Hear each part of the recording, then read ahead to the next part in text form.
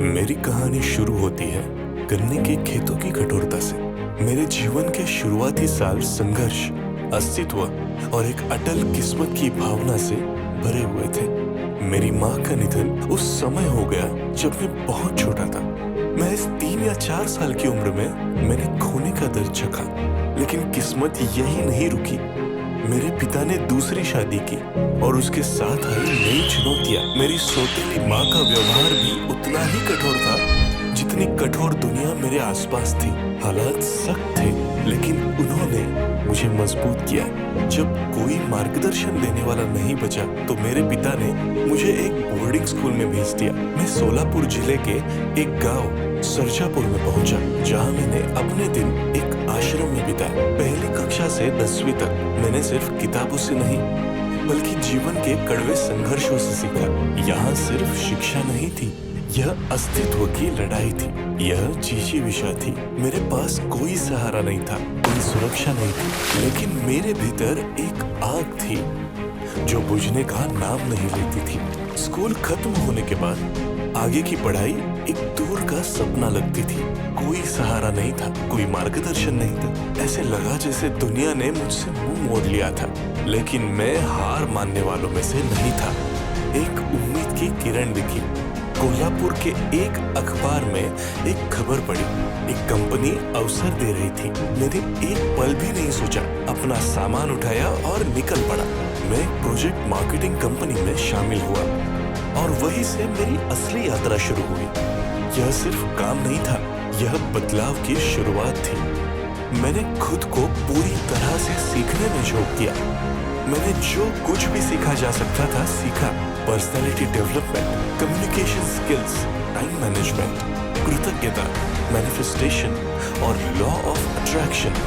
ये सिर्फ शब्द नहीं थे, ये मेरे जीवन के मूल मंत्र बन गए। मुझे समझ आया कि सफलता सिर्फ मेहनत का खेल नहीं है। मुझे समझ आया कि सफलता सिर्फ मेहनत का खेल नहीं है। यह अपने मन को साधने और विश्वास के बल पर अपनी तकदीर गढ़ने का नाम है।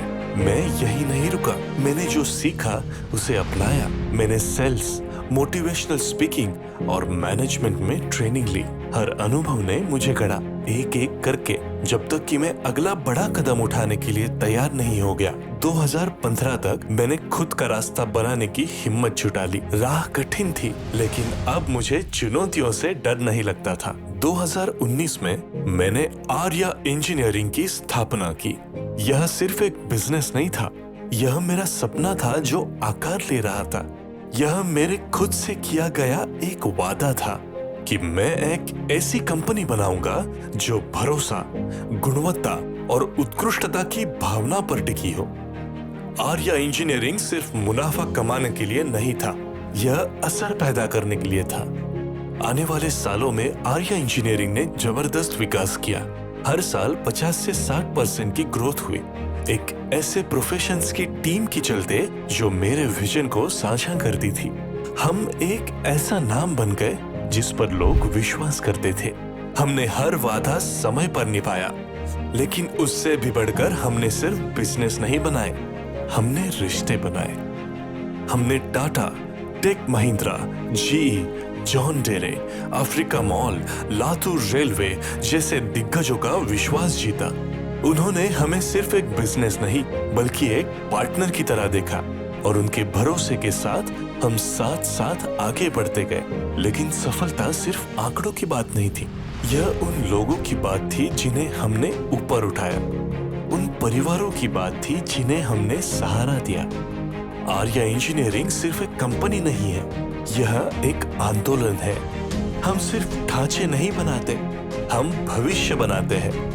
हम अपने कर्मचारियों को वो सब देते हैं जो हमने खुद के लिए चाहा था। और मैं ये कभी नहीं भूल सकता कि मैं कहां से आया हूँ। मेरा मिशन साफ है। कोई भी बच्चा वो संघर्ष ना झेले जो मैंने झेले। कोई बच्चा भूखा ना सोए, जीवन की बुनियादी जरूरतों के बिना ना रहे। मैं तब तक लड़ता रहूंगा, काम करता रहूंगा, जब तक हर बच्चे को एक बेहतर भविष्य ना मिल जाए। 2023 में हमें महाराष्ट्र बिजनेस अवार्ड से सम्मानित किया गया। यह सिर्फ एक पहचान नहीं थी, यह इस बात का प्रमाण था कि सपने चाहे जितने भी असंभव लगे, पूरे हो सकते हैं। गन्ने के खेतों से लेके इंडस्ट्री के सबसे बड़े सम्मान का यह सफर किसी चमत्कार से कम नहीं रहा। ये मेरी कहानी है, एक कहानी जीजी विशा की, संकल्प की और उस अडिग विश्वास की कि आप जहां से शुरू करते हैं वह मायने नहीं रखता। मायने यह रखता है कि आप कहां तक पहुंचने का चुनाव करते हैं।